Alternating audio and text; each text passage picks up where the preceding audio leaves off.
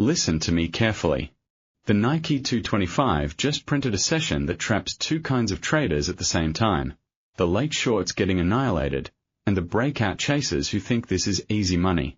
Price is at 69,317, up 4.99% in a single candle, adding more than 3,200 points. That is not a rally.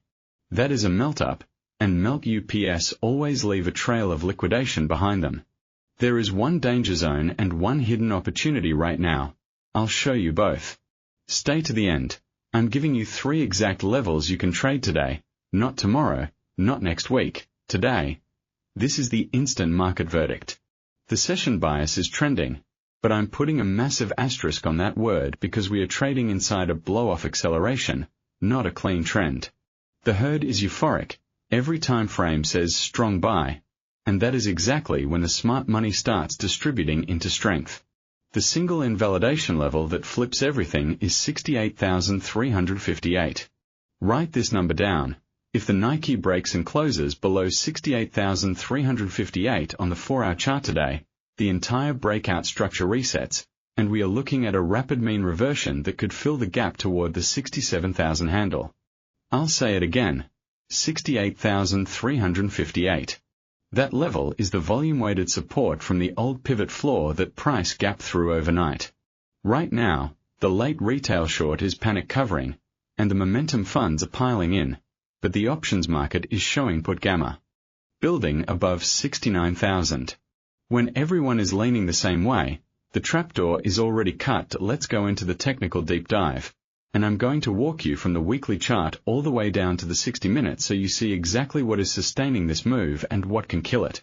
The weekly chart is absolutely pristine. Price is above the 20-week moving average, the 60-week, and the 200-week. The 200-week moving average on the Nikkei is sitting near 55,140, and we are thousands of points above it. That tells you the structural trend is healthy, and until that moving average gets tested, which could take months, every pullback is a buying opportunity on the weekly time frame. MACD on the weekly is still plowing higher. No bearish divergence yet. The weekly RSI is parked comfortably in the low 70s, which in a strong trend can stay elevated for weeks. So the weekly chart gives us the green light for higher prices eventually, but it does not tell us what happens in the next 48 hours. Drop to the daily chart, and this is where the message gets interesting. The daily MAs are all sloping upward. The 20-day moving average is at 65,563, the 50-day at 62,960, the 100-day at 59,738, and the 200-day at 55,140. Price is trading way above every single daily moving average, which confirms we are in a parabolic extension. The daily MACD is printing a value of 1,216. That is an enormous histogram expansion. Momentum is the strongest it has been in months. But here is what most traders miss. When the distance between price and the 20-day moving average exceeds 3 ATRs, historically the snapback probability jumps above 60%. Our average true range on the daily is 1,800 points. Price right now is nearly 3,800 points above the 20-day MA. That is a gap. That is a stretched rubber band. I am not calling a top. I am saying the risk-reward for immediate longs without a pullback is deteriorating fast. Now move to the 4-hour chart, because this is where the hidden divergence lies. The 4-hour moving averages are stacked bullishly, but the slope of the 20-period moving average is going vertical. The MACD on the 4-hour is still printing higher highs, yet the RSI on the same time frame has already ticked lower on the last couple of candles. That is a tiny but critical negative divergence. Buying pressure is exhausting at the margin while price prints a fresh high. The stochastic on the daily is sitting at 94%, pinned in overbought territory. When stochastic holds above 90 for more than 3 consecutive sessions, the unwind typically comes fast and sharp. The CCI on the daily is at 150, another screaming overbought reading. This combination does not mean sell immediately. It means do not chase, wait for the flush. On the 60-minute chart, we have another subtle clue. Price is currently hovering just above a key intraday support at 69,000 even. Below that, the next hourly demand zone sits at 68,500. The 60-minute MAs have steepened beyond sustainable slopes. I watch the 20 period and 60 period on the 60-minute for execution. Right now, they are both pointing nearly straight up. That is the definition of a blow-off. If we get a 60-minute close below the 20 period moving average, the momentum algos will start to liquidate, and the move back toward the daily pivot can be violent. Let me tie in the crosser-set picture, because Nikkei is the global risk appetite barometer. The yen is trading like it is on a one-way ticket weaker, and that is jet fuel for Japanese equities. Every tick lower in the yen is a direct translation into higher exporter earnings, and the carry trade is back in full force. The Nikkei is moving tick for tick with S&P 500 futures, with a correlation coefficient above 0.85 over the last 2 weeks. So if you see US equity futures stalling or the VIX perking up, Nikkei will be the first to feel it. The ETF flow data is staggering. The iShares Japan ETF just recorded its largest single-day inflow in months, and that money is chasing the melt-up. But institutional positioning is a split screen. Macro funds are long and riding, while volatility targeting funds are beginning to reduce exposure because realized volatility has spiked, triggering their risk controls. That is the invisible seller you need to respect. The 24-hour news cycle is all about Japan stocks closing at the highs, the Nikkei jumping 5.33%, and a wave of optimism around a soft economic landing. But the narrative that worries me is the no resistance left chatter. When traders start saying there is no resistance, they're usually about to discover exactly where the resistance is. My 1 to 2 week directional lean remains higher, but only if we hold above 68,358. If that level breaks, the entire breakout story becomes a failed auction, and the 20-day moving average at 65,563 becomes the magnet.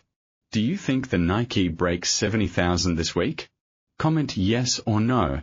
I'm tracking consensus and I'll reveal where the smart money is leaning in tomorrow's video. Now we get to the part most people skip, the actual trade setups, and that is exactly where the money is made. Keep watching.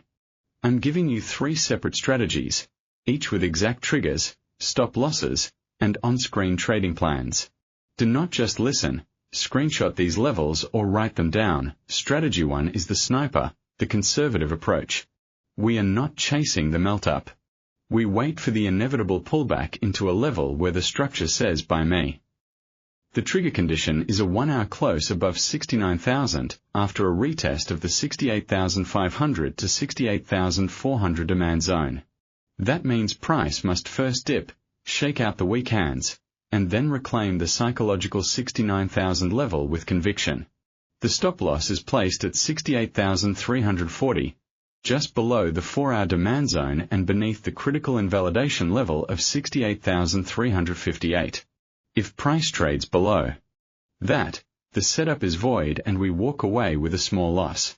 Target 1 is 69,800, which is the next intraday liquidity pool just below the 70,000 round number where profit taking will surface.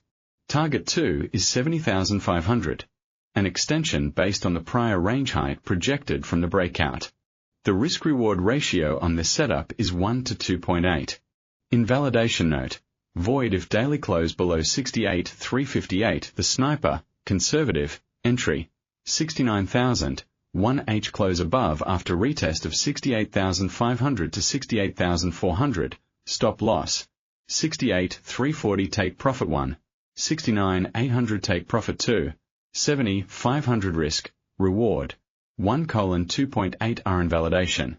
Void if daily close below 68,358. Strategy 2 is the active trader, a standard pullback entry for those who can manage a position through noise. The entry condition is a 15-minute bullish engulfing candle off the 60-minute 20-period moving average, which currently sits around 68,900 and is rising. Wait for the moving average to be tagged, then for the next 15-minute candle to close back above it with higher volume. The stop loss goes at 68,550, below today's opening range low, giving the trade room to breathe without being shaken out by a wick. First target is 69,750, a measured move to the next cluster of sell orders. Once target 1 is hit, Move the stop to break even and let the remainder run towards 70,600 using a trailing stop of 1 ATR, which is currently 1,800 points. This strategy captures the intraday trend continuation after the first pullback is absorbed. The risk-reward at entry is roughly 1 to 2. Point 3, but with the trailing stop it can become asymmetric if the melt-up continues.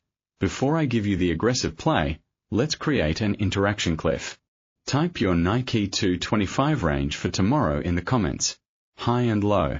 I want to see how many of you are actually mapping levels, not just watching to the active trader, standard, entry, 68,900, 15M bullish engulfing off 60M MA20, stop loss, 68,550 take profit 1, 69,750 take profit 2, 70,600, trailing stop 1 ATR after TP1, risk, reward. 1:2.3 are initial invalidation. Void if 60M close below 68, 500 strategy 3 is the aggressor, high risk, for those who can lose small and want to profit from the potential blow-off top. This setup is counter-trend. We are looking to fade the melt-up at a precise resistance cluster. The entry trigger is a 5-minute bearish engulfing candle closing below 69,500, paired with an RSI divergence on the 5-minute chart. This requires active monitoring, no set and forget. Stop loss is placed tight at 69,720, just above the session high, risking 20 ticks to capture a mean reversion spike. Target 1 is 69,000, the round number where buyers will step in. Target 2 is 68,500, the intraday demand zone. This is a scalp against the trend, with a risk-reward of 1 to 4 if both targets hit, but it demands discipline. If price does not reverse immediately and instead grinds higher, you take the small loss and step aside. Only for traders who can manage risk aggressively and are comfortable being wrong quickly. The aggressor, high risk, entry, 69,500, 5M bearish engulfing with RSI divergence, stop loss, 69,720 take profit 1, 69,000 take profit 2, 68,500 risk, reward. 1:4.0 are invalidation. Void if 5M candle closes above 69,720 risk management pulse. Never risk more than 1 to 2% of your account per trade. Do not hold positions through high-impact news like BOJ statements or US ISM data. Stops are non-negotiable. This is how you survive to trade the next big move. Even the best setup fails, and when it does, the only thing that matters is the size of your loss. Let's close this out with the most critical level for the next session, 68,358. If the Nikkei stays above it, the breakout remains intact and pullbacks are opportunities. If it fails, the trapdoor opens, and the liquidation wave could be swift. Tomorrow's wildcard is the Tokyo fix and any surprise commentary from Bank of Japan officials. Yen intervention chatter could hit at any moment and rip the Nikkei off its highs. I'll be covering that, plus the S&P 500 divergence that is setting up a massive cross-asset move. If you want the full breakdown on Bitcoin and the S&P correlation, that video is live now. Tap the end screen. Smash like if this gave you a clear plan. Subscribe, hit the bell, and I'll see you in the next one.